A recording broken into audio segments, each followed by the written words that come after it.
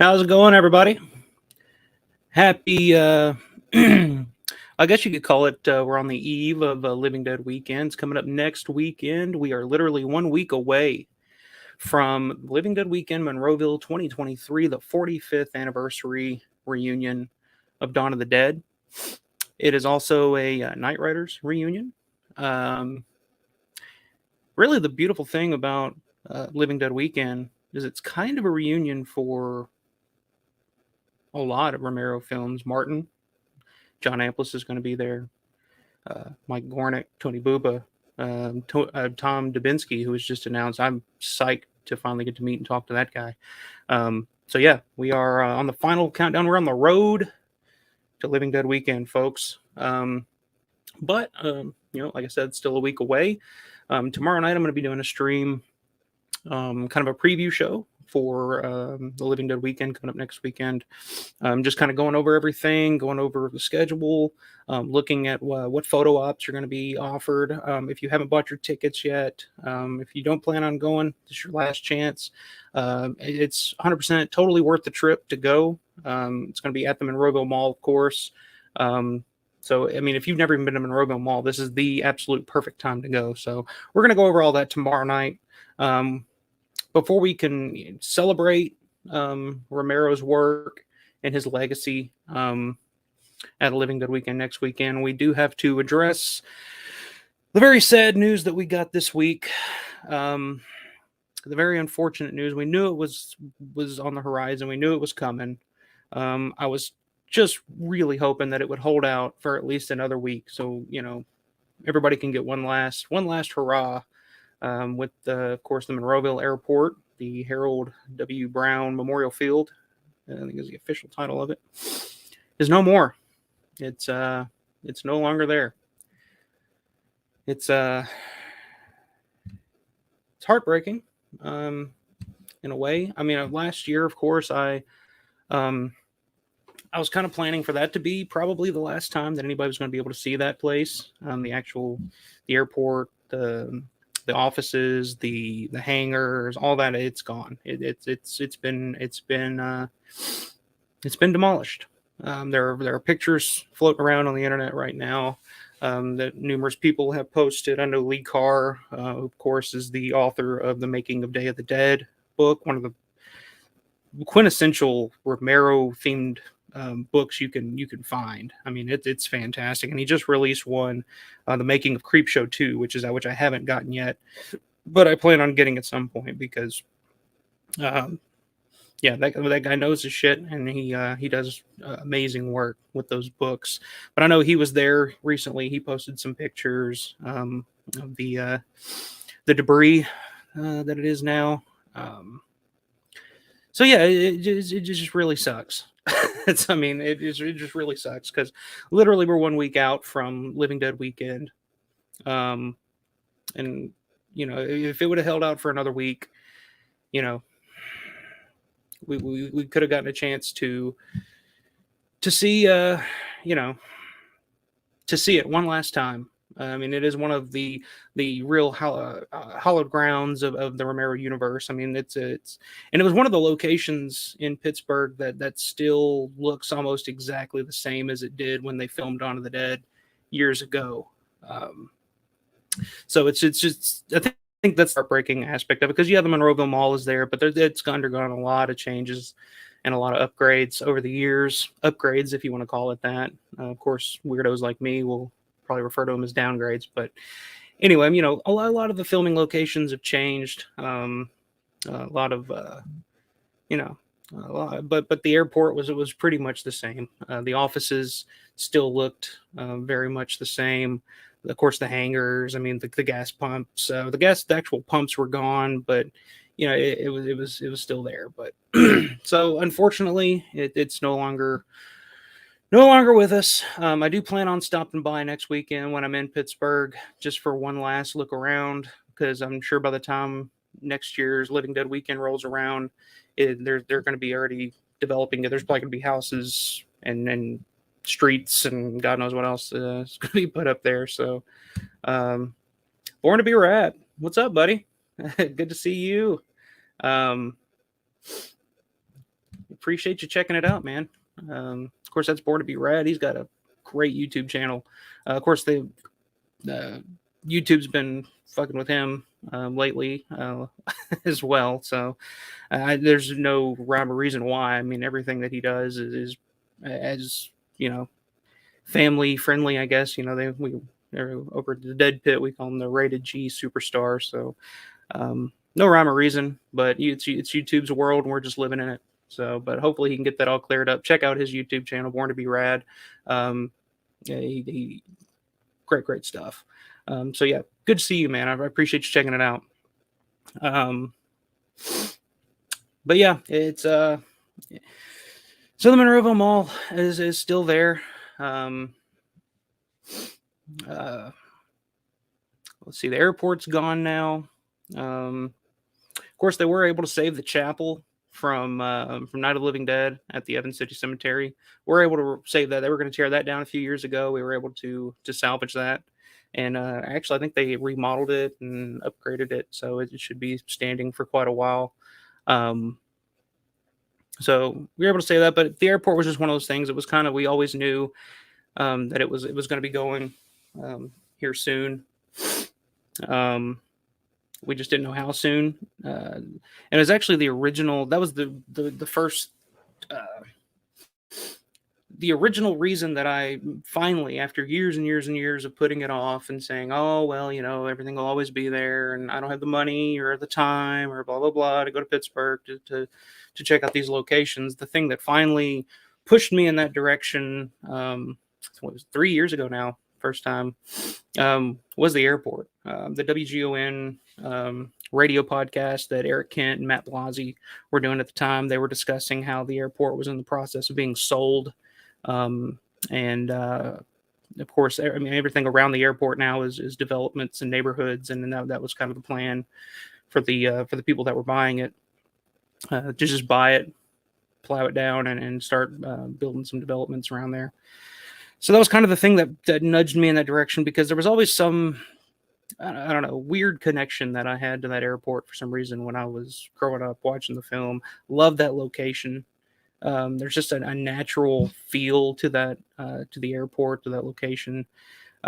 It just seems like something that everybody knows. It's a location everybody. That's a thing that I think is missing a lot in modern films now. Everything is just art directed to death. I mean, you see it. I mean, you go back and look at like Texas Chainsaw Massacre, the house from the original Texas Chainsaw Massacre. Millions of dollars of art direction and production design could not recreate the realism of that house. Growing up in the South and growing up out in the country, you see houses like that all the time. The house that I grew up in, we were surrounded by woods. There was a junkyard, a rock quarry. I mean, it was, straight out of Texas Chainsaw Massacre. And there was a house deep in the woods that we didn't go near. People live there. We don't know who the hell they were. It was, probably some wrong turn type shit going on there, but we always saw that house from a distance, and it looked just like the house from Texas Chainsaw Massacre. So that's why that was always effective to me. But that was the thing about the airport in Monroeville. It was an actual location. It was an actual airport. I think it was built in the 40s, I want to say, and then it was officially shut down in the early 70s. It was still in use for years after that. For little private planes, and I was doing some research on it earlier, just kind of looking at the history of it. But as an official airport, I think it officially closed in the early 70s. So I mean, it was an actual airport. I mean, it was a real location, and that's one of the things that I think us Romero geeks gravitate to, is that him making all his films independently in Pittsburgh.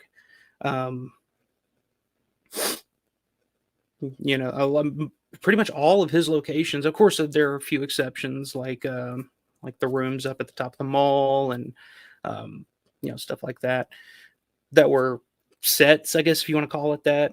But for the most part, everything that every location from pretty much every Romero film still exists, especially from the 70s, from Night of the Living Dead all the way up through to like Night Riders, Creepshow. They started using a little more sets and stuff like that, but the airport was a special one for me particularly. So when I heard that it was being sold and in the process of being torn down, and and all that, that finally pushed me to make the trip to Monroeville for Living Dead weekend in 2020. And I don't know how to describe it. When I got out there, because it's literally, so the airport is located. There's a neighborhood right next to it where the house that Tom Atkins character in the wraparound story in Creepshow, the house from that wraparound story is in the neighborhood right next to the airport. Um, but there's something about just being out at that airport. It just felt like a completely different world because, like I said, there's nothing but neighborhoods, and because it's not. It looks like a location on the outskirts of Pittsburgh somewhere, but it's really not. It's literally right down the road from the actual mall. Um, but when you're out there, there's just something. There was just something really peaceful about it. I mean, I guess it's because it's been closed and not in use for quite some time, um, but it was just a special location to me. I don't know. I've always, and of course, I mean, just looking at the legacy of that location and the scene that was shot there.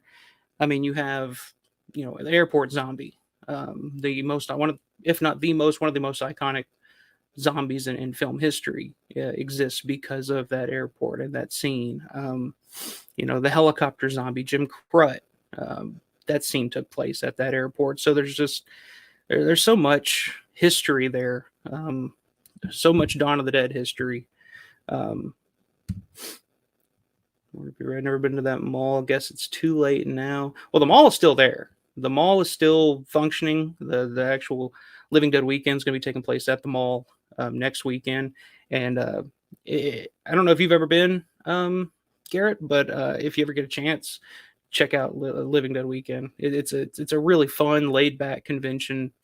It's not like your bigger conventions now. It's much more of a family atmosphere, and it's pretty funny to see because there's cosplay going on. Just people dressed up like the Flyboy zombie or Bub or whoever, and they're just wandering around the mall while shoppers, because the mall is still open while the convention's going on. So there's shoppers going around, carrying bags of shoes or whatever, and they're just like walking by these people covered in blood, and it's pretty funny.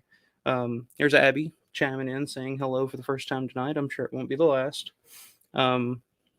But yeah, the mall is still there. The airport, unfortunately, is not. I'm pretty sure that unless things have truly changed over the past week, I'm sure that the rubble and everything's still there. So I do plan on still stopping by one last time to just kind of look around. I joked, I could probably grab pieces of the building that was torn down. I could probably grab a few pieces of that and sell it on eBay and make a few $100 off of it, kind of like people have done with the Evil Dead cabin from back in the day. But I don't think I'll do that. I do have a piece of it. I'm actually gonna go through some different pieces of memorabilia and other things associated with the airport tonight that I got. Just kind of a little show and tell. But last year I did think that it was going to be the last time I was going to be there, so I wanted to take something from it just for my own keepsake. And it is what it is. But I was able to grab a piece of the window seal or whatever you want to call it around the front of it, because I don't know if you hadn't heard from last year when the Living Dead weekend was going on. Of course, the people, whoever was running it, there was always a groundskeeper out at the airport. I actually have some video that I shot last year from my time at the airport that I'm gonna play here in a little bit, and just kind of go over and just see it one last time from my point of view. But there was always a groundskeeper, and of course he was there last year and was just urging people. The door was open, you could go in, look around. It was, deserted, destroyed, whatever. But somebody last year, no, we don't know who. It could have been kids from the neighborhood locally, or it could have been somebody from who came for the convention. I don't know why they would have done this, but somebody did. Just tore that place to shit. Just destroyed it from the inside, broke windows, kicked in walls. I mean, it was pretty embarrassing. As a fan, you got the groundskeeper or whatever literally opening the door and telling us, "Hey guys, go check it out." And that can be a rare thing when you're doing locations. If you're going, because I know the house from Night of the Living Dead 90, the actual farmhouse from Night 90, is right down the road from Pittsburgh. And the people that live there now, if you drive up to that house, they will come out with guns and tell you to get off the property. So yeah, it's not always like that, but the airport was like that. It was very open door. It was very, look, guys, you obviously, you feel something for this place, go check it out. And I don't know who did it, but somebody took advantage of that and just literally destroyed the place. So I figure, what the hell, it's going to get demolished anyway. So I just want to take a little piece of it for my own sake. So I just grabbed this little piece of it. I also grabbed a few light covers, just for the hell of it to have it. But I didn't want to tear any pieces of the wall out or anything, but it was in pretty bad shape, which you'll see with the video that I got here in a little bit. But yeah, I guess I could start selling bricks from the airport offices on eBay for a couple $100, and somebody might buy it. Hell, I might grab a brick and take it to the convention and have Jim Crud or Paul Buster sign it, and hey, that'll add a little value to it. But I don't think I'll be doing that. Hey, if you're watching this and I just gave you the idea, go right ahead. I mean, it's just going to be going in the trash or whatever anyway. So but yeah, it was rough to get that news this week, because I was really hoping to get out there one last time. I know that the demolition or whatever had started, but the airport was still standing. And then when I saw that picture earlier this week, it was it was pretty rough, pretty sad day for me. That's the thing when you got these old locations for 45-year-old movies, and especially since the airport was 30, probably about 30 years old by the time that they shot Dawn of the Dead there. They're not going to be around forever.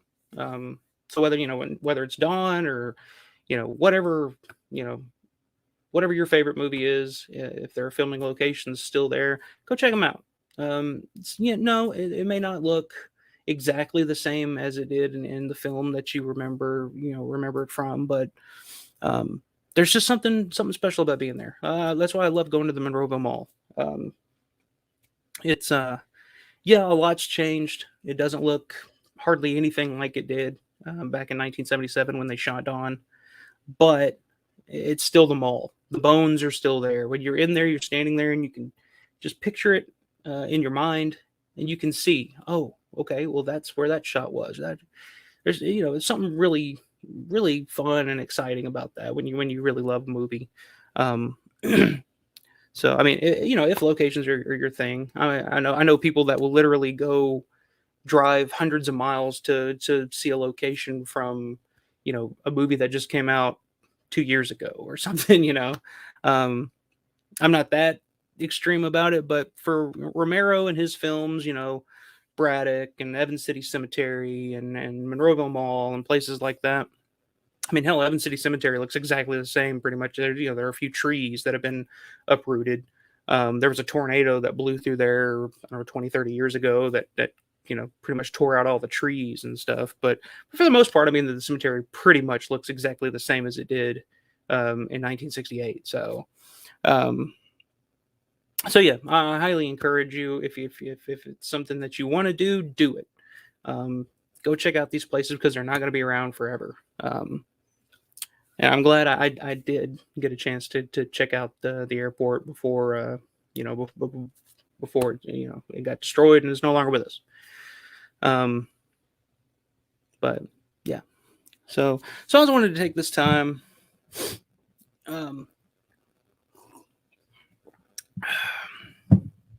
I'll catch up here. Garrett's shooting some more family friendly. Yeah, man. I don't know what else to call it. But yeah. I also wanted to take this time and kind of look at some of the memorabilia and some of the stuff. Now, one of the big things that is out there that I'd love to have, but the price point is just not in my budget. I mean, if I can find it at the right price, maybe at some time I'll get it. But the Hawthorne Villages, that I guess it's Hawthorne is the name of the company that does it, but they do like the little villages, like the little Christmas villages that your mom or your grandma might have. But they do it for like horror stuff. And I have one. They did 3 for Dawn of the Dead. They actually did the mall. They did the trucks, where it's the truck scene where there's 2 trucks, and then they did one for the airport. And I would love, love, love to have the airport one, but those things are going for, $500 on the low end right now on eBay. And it's rare that they pop up, but when they do, I mean, they go for quite a bit of money, and I just can't justify spending that. But I figured, this would be a good time to kind of look at some other toys and action figures, memorabilia, stuff like that. That exists because of that scene that took place at the airport. And of course, you can't talk about the Monroeville Airport from Dawn of the Dead without mentioning the airport zombie, Paul Musser. If I can get a good shot of this, let me see. Yeah. So this is just a promotional photo that I had in my collection. I saw it and just thought I'd bring it on here and show it. So, of course, you can see here. The light switches and stuff. I was able to grab a couple of those.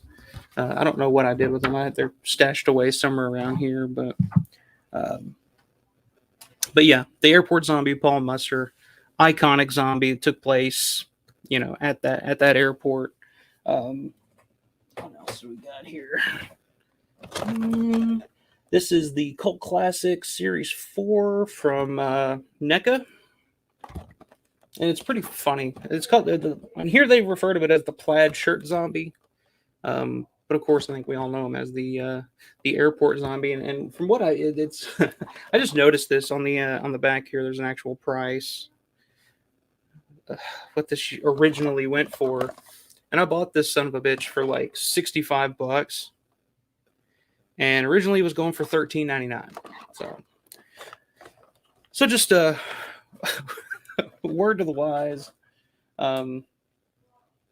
pick this shit up right when it comes out, because that's the thing I tell my fiance all the time. She's like, "Oh, you're buying more junk. You're buying more junk." I'm like, "Hey, this stuff it appreciates. It doesn't depreciate. This stuff could put my daughter through college one day. That's the way I look at it." Or like I tell her, in case our daughter ever develops a drug problem, we can, help her get a few bucks. But so yeah, so that came out. I think that was like early 2000s. That was right around the time that the remake came out. Those action figures came out, and then of course these came out in like 99 or something like that. And this one's autographed by Paul Musser, actually. But of course, here's the airport zombie. I love they called this one. He's called Bald Head, but this is a Japanese toy that they released, Cult Cinema Collection. I want to say 90. It was the late 90s when these came out. I have all 4 of them, but I just grabbed this one just to commemorate this occasion here. And then, of course, the Living Dead doll, airport zombie. This one isn't autographed or anything, but it's another one I picked up for more than what it was going for originally, and I wish I would have gotten it when it came out, but I didn't think of it. But so yeah, they're and probably my favorite piece of I don't know, memorabilia or action figure, whatever you want to call it, is this collector's bust of the airport zombie. Which this is the box. This is what it looks like, but the actual bust is this right here, and I love this thing. On the back here, you can see it's got it's the Iron City Beer logo, Monroeville Mall logo. This thing's nice. I do love this thing. But I mean, this guy. Paul Musser. Think about it. This guy is not an actor. He did one movie. If you talk to him now about it, he remembers nothing about it because he was on acid or whatever he was doing at the time. Has no memory of doing it, but this guy is still, he's going to be at the convention next week and signing stuff. And, he's literally one of the most iconic characters in horror film history, period. And just a guy that lucked into it. He just happened to be bald and available, and now he's got multiple action figures. His own bust. I mean, look at the detail on that. It's love this thing. I got this a couple of years ago. I think my fiance bought it for me for my birthday, if I'm not mistaken. But love that thing. Love that thing. But yeah, it's kind of funny. And then of course, on the flip side of the airport zombie, looking at the helicopter zombie, Mr. Jim Crut here. He gave me this 8x10 for free because I purchased this from him, which is a custom action figure that was made specifically for him. I purchased this off of him for a little bit of money, but I mean, there's not too many available out there. So bought this from him last year at the Living Dead weekend and got this 8x10. So I mean, you got these two guys, Jim Crut and Paul Musser, not actors. I don't think either one of them have done any other films outside of Dawn of the Dead, but they're literally 45 years later able to set up a table at a convention and sell action figures and 8x10s, and people, they're still making money off of this. So it just shows the importance of Dawn of the Dead and the airport specifically. It's such an iconic scene. It's one scene that birthed two iconic zombies. Of course, there's the zombie that Steven's trying to take him out and shoot him and keeps missing, and that photo of that zombie is famous all over the world. I mean, it's used a lot in a lot of lobby cards and posters and stuff like that overseas. So yeah, I mean I think that's one of the reasons that the airport was so special. A, it still looked the same, and B, I mean, it was home to two of the most iconic zombies in all of Romero's films. So I don't know. It sucks. I would have loved to have checked it out one last time, but like I said, I got a video here of some footage I shot at the airport from last year's Living Dead weekend. I'm gonna play that for you guys here in a second and kind of do a little narration over the top of it. Appreciate it, Garrett. Yeah, I mean, it's just stuff. That's the thing. I just kind of wanted to use this as an excuse to show this stuff off because, I mean, it just kind of sits around in here and, only I'm really ever looking at it. I rarely have anybody come over and check it out, or anybody that really cares. They just think it's, you have a toy collection. That's weird. You're a 34-year-old man with a toy collection. Okay. Most people don't get it, but I assume if you're watching this and you enjoy Romero and this stuff, I assume you can get some appreciation out of it, because I know Garrett can for sure. If you check out his channel, I mean, some of the streams he does are just showing off. There's one specifically on his Born to Be Rad channel where he just literally takes you around his room and shows you all of his collection. I mean, it's mind-boggling, the cool shit that he has. So just, yeah, another free plug, Born to Be Rad on YouTube. Check him out. One of my favorite YouTube channels out there right now. So yeah. Let's see. Well, I guess I can play this video now. So yeah, last year at the Living Dead weekend, of course, I stopped by the airport again, assuming that this was going to be the last chance that I had to see it and get some footage of it and just kind of walk around, take it all in one last time. And it looked as though we were going to get a chance to do it again this year, but didn't turn out that way. So yeah, here's a little video of the footage that I got last year at the airport. Get this brought up here. And this is what it looked like last year. And of course, this is what it looked like after, the damage and stuff had been done. But so let's see if this works. All right. So yeah, this is the gate. They actually built the fence wasn't there when the film was made. They actually put this film up years later.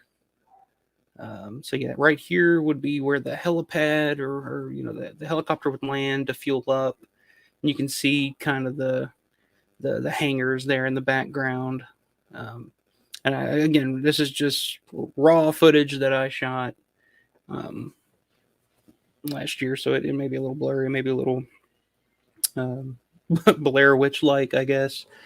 But like I said, I just really wanted to just kind of take it all in. Here you see so the pumps would have been right there. The actual the overhead light or whatever where the pumps would be had been knocked down, which somebody had done that over the weekend because the day before that I was there, it was still up. So when I got back, it was already fallen over.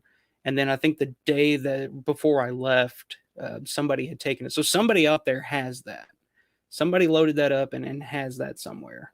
Um, and of course, like I said, the pumps are gone now. So here's a closer look at the actual airport office. You can see the damage that had been done. That window there had been broken.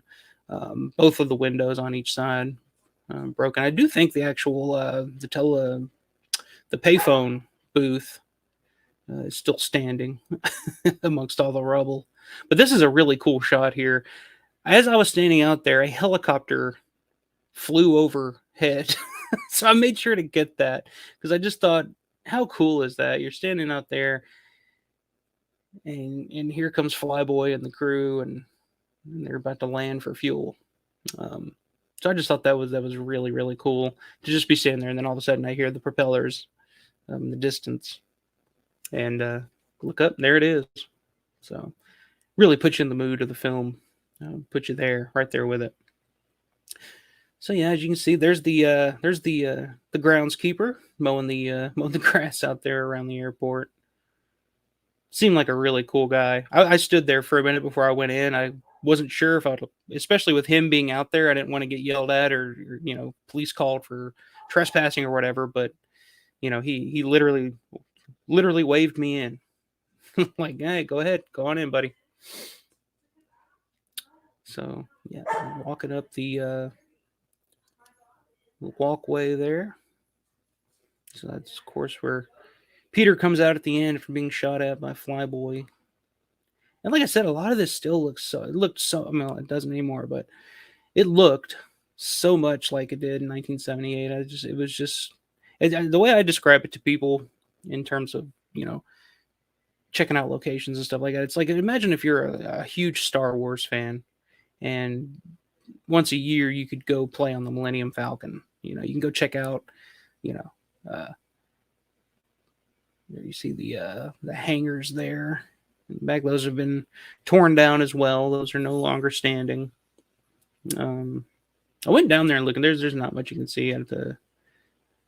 So here we go. We're going into the airport offices here, and as you can see, it has been completely destroyed.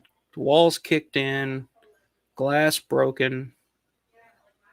Somebody really did a number on that. But as you can, when you're walking in here, you can see right there on the left-hand side where those chairs are. That's where the couch would have been, where the kids, I just missed it. If I could rewind it, I would here, but let me see if I can back up a little bit. I don't know if this may screw it up. I apologize, but okay, so yeah. As you're walking in here, on the right there would be the little vending machine, but right straight ahead in that little closet there, that's where the two zombie kids would have been. And of course, Peter, when he enters the airport office here, he walks up and looks into this room, checks it out, and then he hears the cup blow over off the table. And I actually purposely did this motion to mimic, Peter's movement in the film. And right here, you would have seen the airport zombie approaching through the doorway. And it's just amazing how much it looked almost exactly like it did in 1978. Of course, right there would have been, like I said, the snack machine. I believe that's where that would have been. I may be wrong, but of course, there's the closet where the two kids would have been waiting. The hallway here on the right-hand side that I'm about to peek into, I don't think that wasn't used in the film, but it existed. And of course, there's a room over here right next to where the couch would have been. As you can see, holes kicked into the walls, and I believe that was just like an old Christmas tree or some old Christmas decorations that have been left behind. But yeah, I mean, it's just so much of it looked exactly like it did back in the day. And of course, here's I became fascinated by this dart game box that was left behind here. But yeah, and then of course this back room here. I guess this probably was a rest area or something. I'm not sure, but I think this is where there was a fire out here at this building a few months ago, and I believe that's where. And yeah, I believe that's the end of the video there. But yeah, I believe that's where the fire started. So yeah, that's just a little bit of footage that I got last year. Glad to have it. I was happy that I was able to get out there and take one last stroll around, one last look around, because it's gone now. So, but yeah, in the comment section, if you guys have been out there, any memories or photos or anything. I don't know if you can post photos on YouTube actually. But if you got any thoughts, memories, anything like that, post them down in the comments. Always love interacting with everybody. That's the main reason that I do this channel. Like I said, this is a very niche thing that I do here. So I just like to meet and talk to like-minded folks about George Romero, because I mean it's not a conversation you can really have very often at work with your coworkers or something like that. So, but yes, the airport is gone. Its legacy will live on. Its legacy will continue. Like I said, airport zombie, action figures, photos. Hell, I literally still have a piece of the building here that I display very proudly. And like I said, I always had a very that was always one of the main locations I always wanted to visit growing up. There was something about it. It just seemed like a place that I had been before. I don't know how to explain it. If you believe in reincarnation or something, maybe I had been there before. I don't know, but the fact that I was born 10 years after the film came out, I highly doubt that's the case. But there was always a special connection that I had to that airport, and it does suck to see it go. We knew the time was coming. We just didn't know when. And I think the thing that really kind of stings about it is that I will be there in a week. So it would have been nice if it would have held out for one more week. Just one last look around. But all things must come to an end at some point, unfortunately. So take my coffee and my Tom Petty and the Heartbreakers mug here, and salute the Harold W. Brown Memorial Field, I think is what it's called, but we all call it the Monroeville Airport. So salute,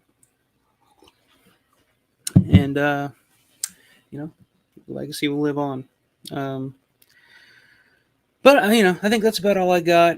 Just wanted to come on here, give my thoughts, and share some stories and some memories, and share some video and some memorabilia and stuff like that associated with the airport. And like I said, it's gone. By the time we hit Living Dead Weekend next year, there will probably be somebody living in a house that was built right on top of where that airport once stood. And and as I posted on Facebook in I can't remember what group it was in. It was either the Garf Network or the Dawn of the Dead page or the Living Dead Weekend page, something like that. But as I said in that post, may the house that will be built upon the ashes of this sacred ground be one day haunted by the ghosts of the airport zombie and the helicopter zombie. And Jim Crut said he's not going back, so that may not happen. Jim Crut actually commented and says, "Well, I don't plan on ever going back, but in kayfabe, as they call it in wrestling, I still think they're wandering around the ghosts of those zombies are still wandering around that airport somewhere, and who knows? Maybe it won't be the last time we see him. But yeah, that's it for me tonight. Like I said, just want to get on here and say my goodbyes to one of the true great Romero locations that people have visited for years and years and years. I mean, God, the amount of photos and memories that have been shared. I mean, it's literally it literally feels like somebody you knew died. As weird as that sounds, but I mean, weirdos like me and assumably you, if you're watching this, it feels that way sometimes. So, but yeah, that's all I got. I appreciate you guys checking this out. Like I said, I'll be back tomorrow night doing a Living Dead weekend preview show. So drop in, check that out. We'll get you hyped, get you everything you need to know, and get you ready for Living Dead Weekend 2023, Monroeville Mall, 45th anniversary of Dawn of the Dead, coming up next weekend. They actually announced some new guests, like I mentioned earlier. Tom Dubinsky just got announced. I'm super psyched to finally get to talk to that guy, because that guy literally is an encyclopedia. I mean, he worked with Romero from, I want to say, the Crazies. I think he worked on the Crazies all the way up through Dark Half, I think. So he was there for pretty much most of Romero's career, and he's got an amazing memory. I've listened to interviews with him before, so I can't wait to talk with that guy. And then there's a couple of other guests from Night of the Living Dead that are going to be there. A couple of more guests from Day of the Dead. They actually just announced Anthony DeLeo, who played Miguel in Day of the Dead. He's going to be there. So a lot to go over, a lot to discuss tomorrow night to get us ready for the Living Dead weekend coming up next weekend. But until then, I'll sign off, and I will always say, stay scared. Have a good one, folks. And in broadcast.